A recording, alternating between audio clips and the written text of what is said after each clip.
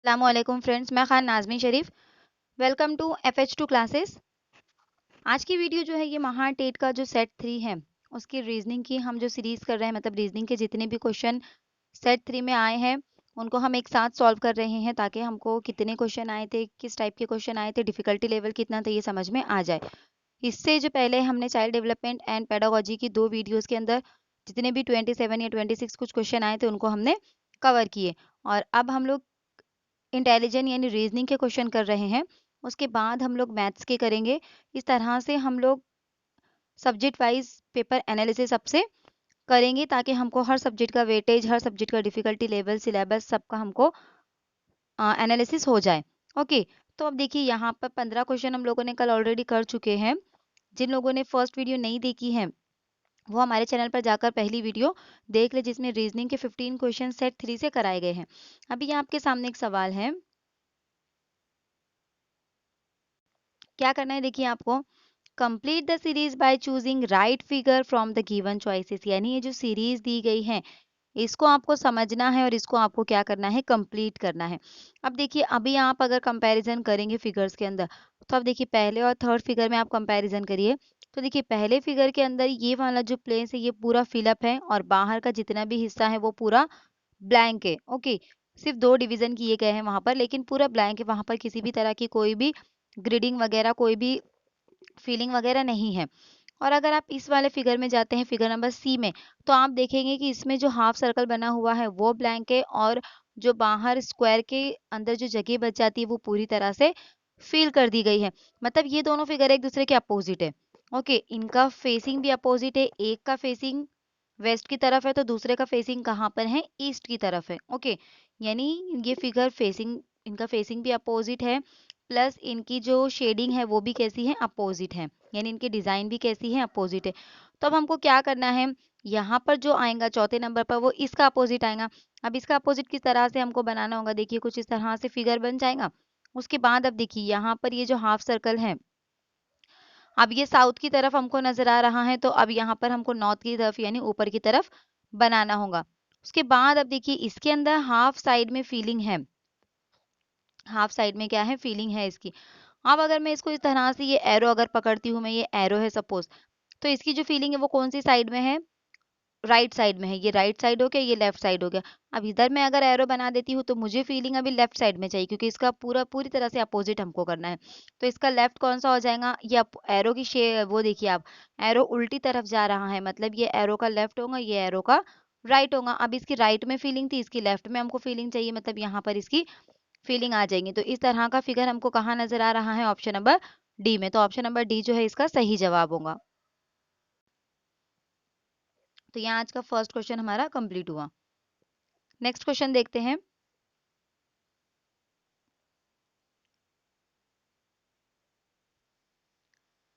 Which one of the following figure represent the relationship among male father and advocate? यानी mail father और advocate के अंदर कौन सा फिगर है जो हमको सही रिलेशनशिप बताता है। देखिए ये वेन डायग्राम है। अब यहाँ पर हर वेन डायग्राम किस चीज को रिप्रेजेंट करता है, हमको इसकी कंसेप्ट क्लियर होनी चाहिए। तो यहाँ पर देखिए हमको ये तीनों जो वेन डायग्राम है इनकी हमको मालूमात होना जरूरी है कि ये तीनों कब किस हालत में, किस कंडीशन में रिप्रेजेंट किए जाते हैं। अब देखिए यहाँ पर ये जो जो ऑप्शन नंबर बी है, अगर कोई चीज कोई तीन ऐसी चीजों का जिक्र किया जा रहा है जो पूरी तरह से इंडिपेंडेंट है, मतलब एक दूसरे से उनका किसी भी तरह का कोई भी कनेक्शन नहीं है, तब हम ऐसी चीजों का इस्तेमाल करेंगे। जैसे suppose fish, okay, birds and walking. तो ना फिश बर्ड्स में आती है, ना बर्ड्स वॉकिंग कर सकते हैं, मतलब यहाँ पर ये तीनों चीजें एक दूसरे से अनरिलेटेड है। तो इस तरह से ऐसी चीजें जो एक दूसरे से अनरिलेटेड है, एक दूसरे से के ऊपर डिपेंड नहीं है, इंडिपेंडेंट है, ऐसी चीजों को जाहिर करने के लिए इस तरह के फिगर का इस्तेमाल किया जाता है। ओके, उसके बाद अब देखिए नेक्स्ट वाला फिगर है। अब जब कोई दो चीजें एक ही कैटेगरी के अंदर आती हैं, जैसे आप सपोज यहाँ पर दो चीजें हैं जो एक ही कैटेगरी के अंदर आती है, जैसे ज्वेलरी। सपोज ये फर्स्ट वाला जो बड़ा है ये ज्वेलरी का फिगर है। अब ज्वेलरी के अंदर रिंग भी आ जाएगा, ये ये वाला रिंग का है और ये वाला नेकलेस का है। तो नेकलेस और ये दोनों भी इंडिपेंडेंट है, लेकिन दोनों किस में आते हैं, दोनों भी ज्वेलरी के अंदर आते हैं। तो यानी बड़े वाला जो है ये यूनिवर्सल हो गया, क्योंकि ये दो रिंग और नेकलेस दोनों को अपने अंदर शामिल करता है। तो यानी जब दो चीज़ें इंडिपेंडेंट है और वो किसी तीसरी चीज़ में आती हैं, तीसरी चीज़ से ताल्लुक़ रखती हैं, तब इस तरह के फिगर का इस्तेमाल किया जाता है। उसके बाद यहाँ पर देखिए, ये जो इस तरह का जो फिगर है, इस तरह का फिगर का इस्तेमाल कब किया जाता है? जब फर्स्ट और थर्ड चीज़ें एक दूसरे से ताल्लुक़ नहीं रखती हैं। यानी फर्स्ट और जो तीसरी चीज़ है, दो चीज़ों का ताल्लुक़ एक दूसरे से बिल्कुल भी नहीं है, लेकिन वो दो चीज़ें कुछ हद तक तीसरी चीज़ पर डिपेंड करती हैं या तीसरी चीज़ से ताल्लुक़ रखती हैं। जैसे सपोज़ ये ए हो गया, ये बी हो गया और ये सी हो गया। तो ए और सी का आपस में तो कोई ताल्लुक़ नहीं है, लेकिन ए और सी बी से किसी ना किसी तरह से कनेक्टेड है। तो ऐसी सूरत में इस तरह के फिगर का इस्तेमाल किया जाएगा। अगर आपको ये वाली कंसेप्ट अच्छे से समझनी है, तो आप मेरी रीजनिंग में जो वेन डायग्राम की वीडियो मैंने बताई हूँ, उसमें वेन डायग्राम से रिलेटेड पूरी बेसिक बातें बताई गई हैं विद एग्जाम्पल के कब कहाँ पर कौन से डायग्राम का इस्तेमाल आएगा, कौन से फिगर का इस्तेमाल किया जाएगा। तो आप वो FH2 क्लासेस पर जाकर रीजनिंग में आप वो वीडियो देखिए, वेन डायग्राम से रिलेटेड आपकी सारी कंसेप्ट जो है वो क्लियर हो जाएंगी। तो अब हमें देखना है यहाँ पर, अब ये वाला फिगर कब बताया जाता है? अगर सपोज कोई, देखिए इस तरह का फिगर है, अब यहाँ पर सपोज कोई यूनिवर्सल ग्रुप है, उसके अंदर पूरी तरह से दूसरी जो चीज़ है वो शामिल है, दूसरी थिंग जो है पूरी तरह से यूनिवर्सल ग्रुप के अंदर शामिल है, और दोनों भी कुछ हद तक, ज़रूरी नहीं है कि पूरी तरह से, कुछ हद तक दोनों चीज़ें थर्ड से भी रिलेटेड करती है। जैसे अब यहाँ का एग्जाम्पल अगर हम ले लेंगे, हमारा जो क्वेश्चन है उसी का एग्जाम्पल हम ले लेते कि मेल और फादर, तो देखिए फादर जो है वो मेल ही होंगे, फीमेल तो नहीं हो सकते। तब यहाँ पर जो यूनिवर्सल ग्रुप बन जाएगा वो किसका बनेगा? फादर का बनेगा, सॉरी मेल का बनेगा, क्योंकि मेल ही जो है वो क्या हो सकते हैं? फादर हो सकते हैं। अब सारे मेल फादर होंगे ये तो नहीं है बराबर, लेकिन सारे फादर जो है वो मेल ही होंगे, ये कंफर्म है। तो इसके लिए इसका मतलब क्या होता है, जो बीच में अंदर छोटा सर्कल आता है उसका मतलब पूरी तरह से, मतलब पूरे के पूरे फादर जो है वो मेल ही होंगे, तो ये फादर का हो जाएगा। अब यहाँ पर ये जो बाहर का स्पेस बच गया मेल का, इसका मतलब क्या होता है कि जितने भी सर्कल के अंदर आए हैं छोटे सर्कल में वो फादर है, लेकिन जो बाकी के बाहर बच गए वो मेल जो है वो फादर नहीं है। मतलब सारे के सारे मेल फादर हो सकते हैं क्या? नहीं हो सकते, लेकिन सारे फादर्स जो है वो मेल की ही कैटेगरी में आएंगे, फीमेल की कैटेगरी में आ सकते हैं कि नहीं आ सकते। अब उसके बाद देखिए, अब क्या कहा गया है? एडवोकेट भी कहा गया है। तो देखिए अभी कुछ एडवोकेट ऐसे हो सकते हैं जो फादर मेल तो होंगे ही, कुछ फीमेल भी हो सकती है एडवोकेट जो बाहर जा रही हैं, सपोज वो फीमेल वाली एडवोकेट है। ओके, अब यहाँ पर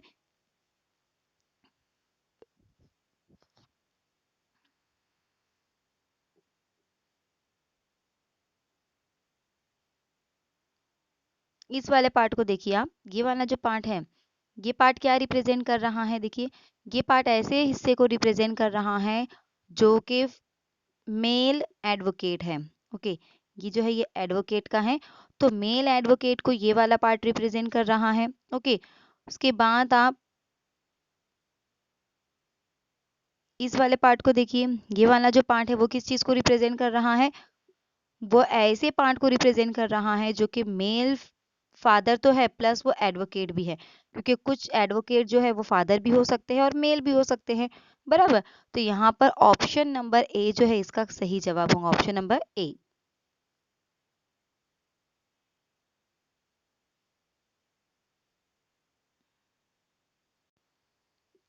समझ में आ गया आपके? यानी ये मेल हो गया, उसके अंदर ये फादर हो गया कि जितने भी फादर है सारे के सारे मेल होंगे, और ये वाला जो है इसका, ये वाला जो पार्ट है, ये जो पार्ट बचा हुआ है ये पार्ट ऐसी चीज को बताता है जो कि मेल एडवोकेट है और ये बाहर के फीमेल एडवोकेट, और ये वाला जो हिस्सा है ये ऐसी चीजों को बताता है जो कि ऐसे मेल जो फादर भी है प्लस एडवोकेट भी है। ओके, तो यहाँ पर इनका जो ताल्लुक है किस फिगर से हम रिप्रेजेंट कर सकते हैं? ऑप्शन नंबर ए से हम लोग अच्छे से इसको रिप्रेजेंट कर सकते हैं।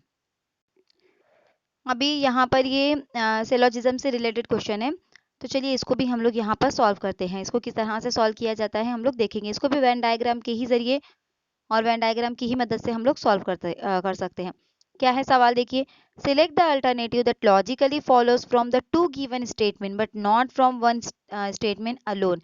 यानी मुतबादिल मुंतखब करे जो दिए गए दो बयानात के मुताबिक है लेकिन अकेले एक बयान से नहीं, यानी दोनों यहाँ पर जो दो स्टेटमेंट हमको मेन स्टेटमेंट दिए गए हैं, ये दोनों को फॉलो करना चाहिए। जो भी स्टेटमेंट हम नीचे दिया गया है, दोनों में से किसी एक को फॉलो नहीं करना चाहिए। ऐसा बयान हमको ढूंढना है कि जो दोनों को फॉलो करता है, जहां पर हमको दोनों बातें देखने को मिलती है। तो अब देखिए क्या बताया गया है यहाँ पर, नो प्लेन इज शिप, यानी कोई भी हवाई जहाज है जो बहरी जहाज नहीं है। या नो शिप इज बस, और कोई भी बहरी जहाज है जो बस नहीं है। अब देखिए ये हो गया, सपोज ये हो गया शिप। अब देखिए यहाँ पर क्या है, नो प्लेन इज शिप, तो ये प्लेन हो गया, ये शिप हो गया, एंड ये बस हो गया। यानी इन दोनों में किसी भी तरह का कोई भी कनेक्शन नहीं है कि प्लेन शिप नहीं है। ओके, और शिप और बस में भी किसी तरह का भी कोई भी कनेक्शन नहीं है।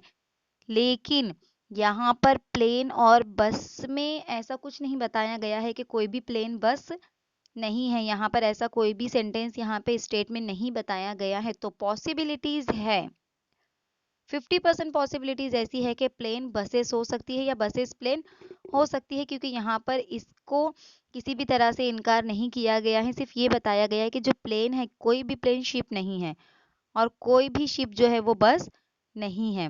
ओके, लेकिन कुछ बसेस प्लेन हो सकती है। मतलब ऐसे जो सवालात होते हैं, इनको हमको रियल लाइफ से कंपेयर नहीं करना है, इनको सवाल की ही तरह लेना है जब सवाल में दिया गया है। तो अकॉर्डिंग टू एग्जाम हमको इसको रियल लाइफ में नहीं सोचना है कि किस तरह से बसेस प्लेन हो सकती है या प्लेन किस तरह से बस हो सकता है। ओके, तो अब देखिए यहाँ पर हमको देखना है कि क्या इन दोनों के बीच में तो कोई कनेक्शन नहीं है, इन दोनों के बीच में भी नहीं, लेकिन इन दोनों के बीच में 50% चांसेस है कुछ कनेक्शन होने के, क्योंकि इनका यहाँ पर ऐसा जिक्र नहीं किया गया है कि इनमें कोई भी ताल्लुक नहीं है। तब हमको देखना है कि कौन सा स्टेटमेंट इसको फॉलो करता है। नो बस इज प्लेन, अब देखिए कोई भी बस प्लेन नहीं है ऐसा बताया गया है कि हमको नहीं बताया गया है, तो ये तो फॉलो नहीं कर रहा है दोनों भी स्टेटमेंट को लॉजिकली, बराबर। क्योंकि दूसरे पहलू को अगर हम देखें तो यहाँ पर बसेस और प्लेन का कनेक्शन हो सकता है। नो प्लेन इज बस, ये भी बात कहीं भी नहीं बताई गई है कि कोई भी प्लेन बस नहीं है, यानी वही प्लेन और बस का यहाँ पर कोई भी ताल्लुक नहीं बताया गया है। यहाँ पर जो ताल्लुक बताया गया है वो किस किस के बीच में बताया गया है, एक तो प्लेन और शिप के बीच में, कि कोई भी प्लेन शिप नहीं है, और शिप और बस के बीच में, बराबर, शिप और बस के बीच में। लेकिन प्लेन और बस के बीच में किसी भी तरह का यहाँ पे कनेक्शन बताया नहीं गया है कि वो है या नहीं है। तो हम डिसाइड नहीं कर सकते इसको कि है या नहीं है, क्योंकि यहाँ पर साफ तरह से नहीं बताया गया। तो ये दोनों भी यहाँ पर जो है रॉन्ग होते हैं। मतलब ऑप्शन नंबर डी इसका करेक्ट आंसर होगा कि कौनते ही नहीं या नन ऑफ फॉलो, और कोई भी नहीं।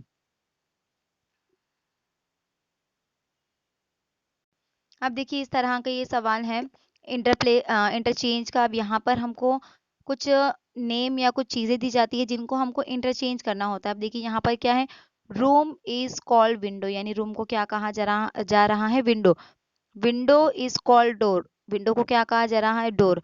डोर इज कॉल्ड बेड, और डोर को क्या कहा जा रहा है, bed. Bed is called chair, bed को क्या कहा जा रहा है, chair. Chair is called cupboard, chair को कबर्ड कहा जा रहा है।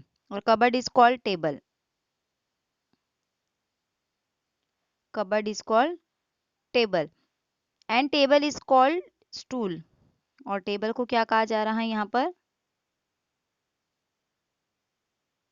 स्टूल कहा जा रहा है। तो इस तरह से देखिए यहाँ पर हम देख सकते हैं, रूम को विंडो कहा जा रहा है, विंडो को डोर कहा जा रहा है, डोर को बेड, बेड को चेयर, चेयर को कबर्ड, कबर्ड को टेबल, एंड टेबल को स्टूल।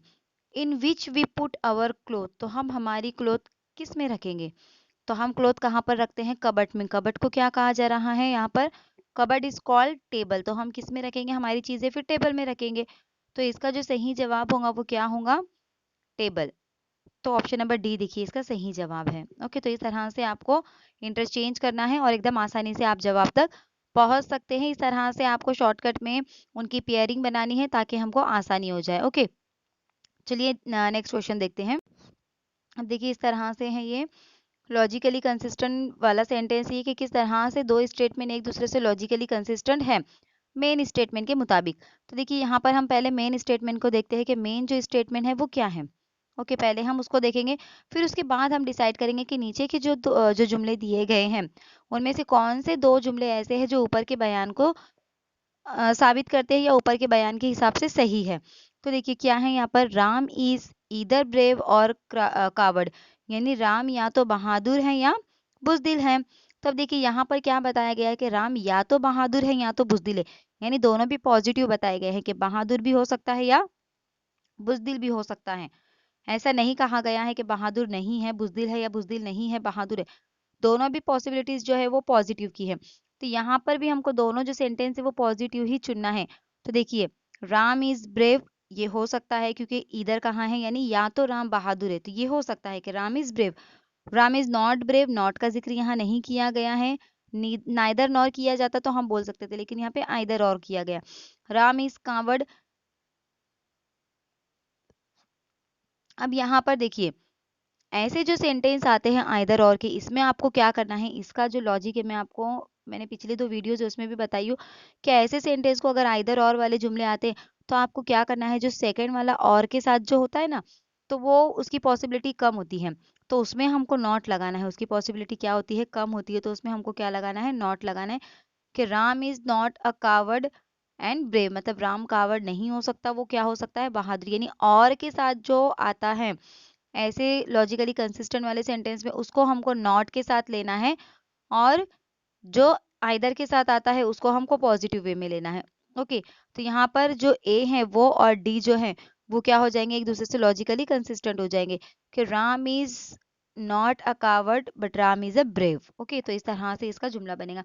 ये आइदर और नाइदर और ये एंड से अगर जो सेंटेंस जुड़े हैं, ये किस तरह से करना है मैंने पिछले जो फर्स्ट और सेकेंड जो ये है हमारा सेट है उसमें मैं बता चुकी हूँ।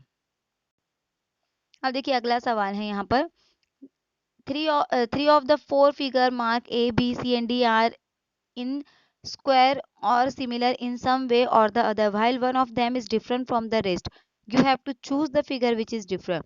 यानी हिदायत A, B, C और D का निशान लगी हुई 4 शक्लों में से 3 शक्लें बितरतीब और किसी तरह एक जैसे हैं, जबकि इनमें से एक बाकी से अलग है। आपको वो शक्ल चुनना है जो कि अलग है। हमको ये देखना है कि कौन सा फिगर यहाँ पर हमको थोड़ा सा डिफरेंट दिखाई दे रहा है। ओके, अब देखिए अगर आप फिगर पे गौर करेंगे तो फर्स्ट सेकेंड और थर्ड की बात अगर मैं करूँ तो देखिए फर्स्ट सेकेंड और थर्ड यहाँ पर ये जो रेक्टेंगल है,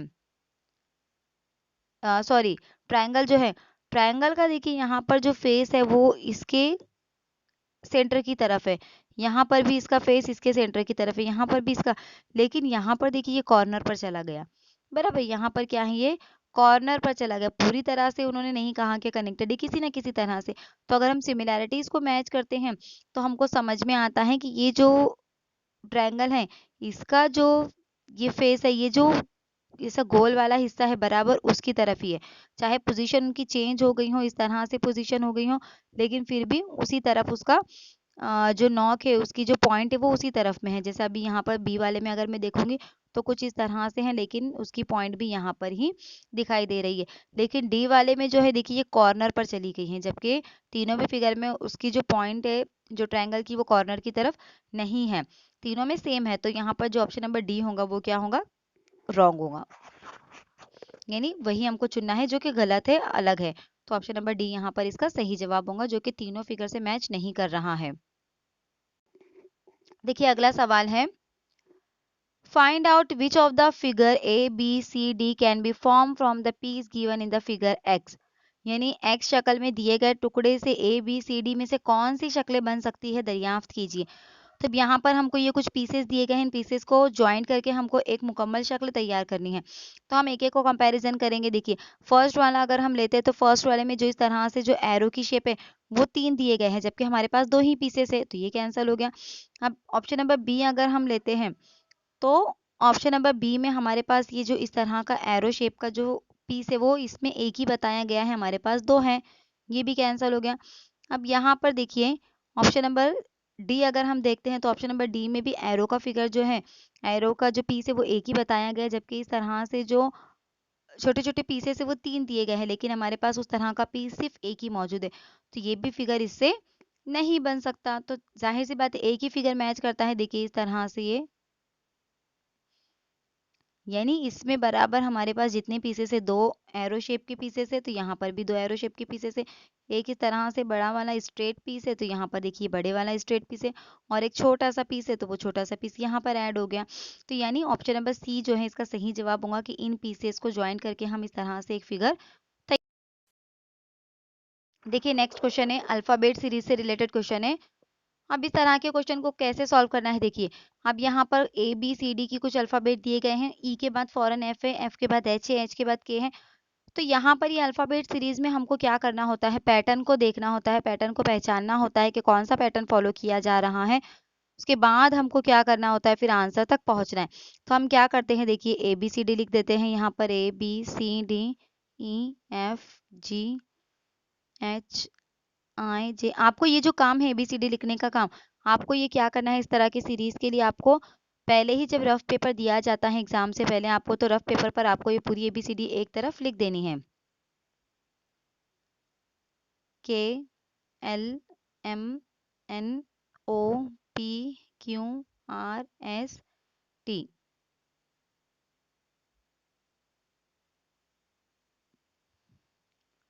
देखिए टी तक है तो हम टी तक ही लिखेंगे, उसके आगे हम लोग नहीं जाएंगे क्योंकि सवाल में टी के आगे नहीं दिया गया है।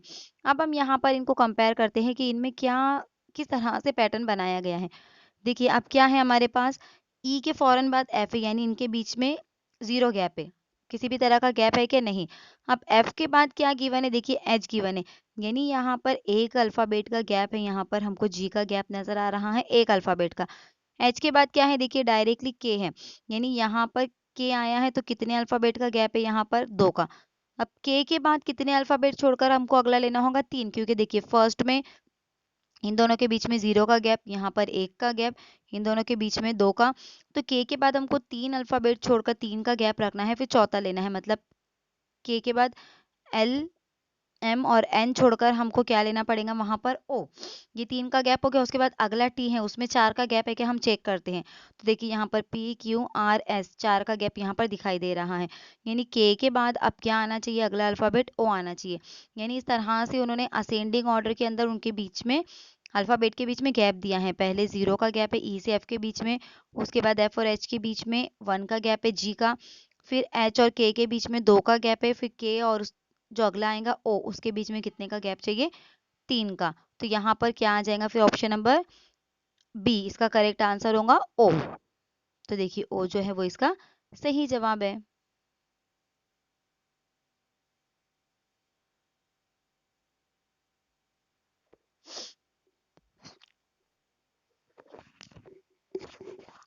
अब देखिए ये जो सवाल है इसको किस तरह से हमको सॉल्व करना है, यहाँ पर देखिए आप क्या सवाल है, देखिए वेन डायग्राम से रिलेटेड सवाल है ये कि the question below has three items having certain relationship among them. The same relationship is expressed by sets of circle. Each circle represent one it respective of its size. Match the item with right set of a circle. यानी हमको यहाँ पर 3 चीजें बताई गई हैं जो कि रिलेटेड एक दूसरे से, तो सर्कल के हिसाब से हमको उसको रिप्रेजेंट करना है।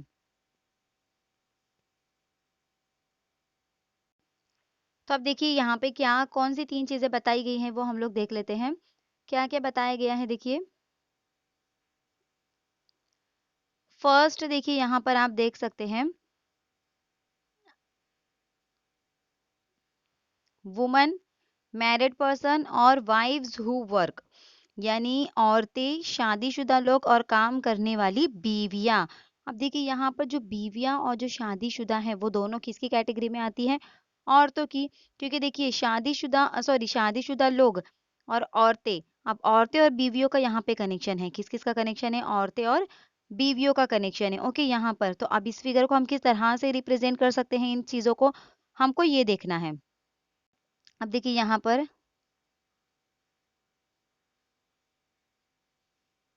इस तरह से ये फिगर बनेगा। अब कैसे, इसको मैं आपको एक्सप्लेन करती हूँ, देखिए अब यहाँ पर देखिए किस किस की बात की गई है, वुमेन्स की। तो ठीक है, ये वुमन सॉरी,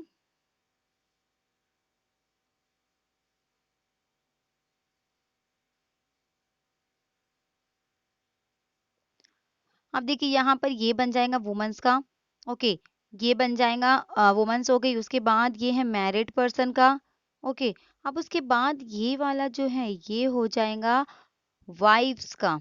अब देखिए क्यों ये वाला वाइव्स का, पूरी तरह से ये जो छोटा सर्कल बताता है कि ये जो बीच वाला ये जो छोटा सर्कल है, ये दो बाजू के जो बड़े सर्कल हैं इस पर पूरी तरह से इनसे रिलेटेड है। कैसे?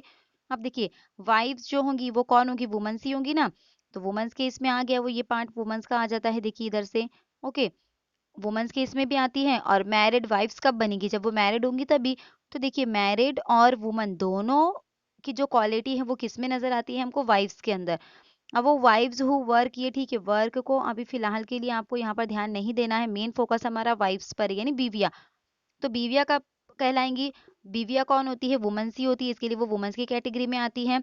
ओके, और मैरिड होने के बाद ही वो बीविया कहलाएंगी, इसके लिए वो मैरिड की भी कैटेगरी में आती है। तो देखिए अब ये जो वुमेन्स और ये जो मैरिड है, ये पूरी तरह से एक दूसरे पर डिपेंड नहीं, क्योंकि सारी जो वुमेन्स है वो मैरिड हो सकती कि नहीं, ये जो बाहर वाला स्पेस है ये अनमैरिड वुमन का हो सकता है, बराबर।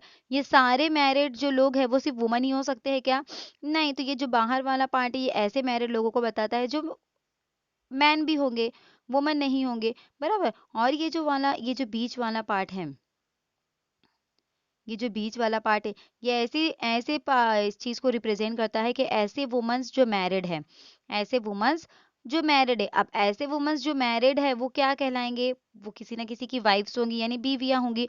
तो बीवियां कहलाएंगी, और बीवियां कब कहलाएंगी, जब वो वुमेन्स होंगी, वो मैरिड होंगी। समझ में आ रहा है आपको? देखिए एक बार फिर से मैं बता देती हूँ आपको। कुछ इस तरह से इसका सर्कल बनेगा, यहाँ पर इस तरह से, यहाँ पर इस तरह से, यहाँ पर इस तरह से। ओके,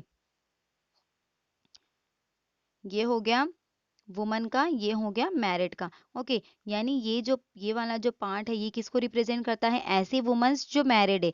और ये जो बाहर वाला पार्ट है ये मैरिड वुमन के अलावा जो मैरिड है, जैसे मैन हो गई, ये उसको रिप्रेजेंट करता है। ये बाहर वाला पार्ट ऐसे हिस्से को रिप्रेजेंट करता है, ऐसी वुमन जो मैरिड नहीं है। अब रही सवाल ये छोटे सर्कल की, तो ये वाइफ्स को रिप्रेजेंट करता है, क्योंकि वाइफ्स कब कहलाएंगी, वो पूरी तरह से वुमेन्स ही होंगी वाइफ्स, बराबर। जो बीवियां हैं वो वुमन की ही कैटेगरी में आएंगी, औरतों की ही कैटेगरी में आएंगी। और मैरिड की, यानी मैरिड वुमन जब होंगी तभी वो बीवी कहलाएंगी। समझ में आ रहा है? तो यहाँ पर जो छोटा सर्कल होगा वो वाइफ्स को रिप्रेजेंट करेगा। तो सही जवाब क्या होगा इसका, ऑप्शन नंबर बी जो है इसका सही जवाब होगा। देख लेते हैं हम लोग। जी हाँ, ऑप्शन नंबर बी जो है इसका सही आंसर है। तो आज के लिए इतना ही। उम्मीद करती हूँ जितनी भी बातें आपको बताई गई हैं आपको अच्छे से समझ में आ गई होंगी। अगर कहीं भी कुछ भी डाउट है तो आप कमेंट करके बता सकते हैं। कोई भी किसी भी क्वेश्चन में अगर मुझसे कुछ गलती हुई है, बताने में अगर कुछ मिस्टेक हुई है, तो आप वो भी मुझे कमेंट करके बता सकते हैं। अगली वीडियो में इंशाल्लाह ताला उसकी इस्लाह की जाएंगी, उसको करेक्ट किया जाएगा। ओके, अगर वीडियो अच्छी लगी तो इसे लाइक शेयर और चैनल को सब्सक्राइब करना ना भूलें। वीडियो कैसी लगी कमेंट करके ज़रूर बताएं, और मुझे दुआ में याद रखिए। अल्लाह हाफिज़।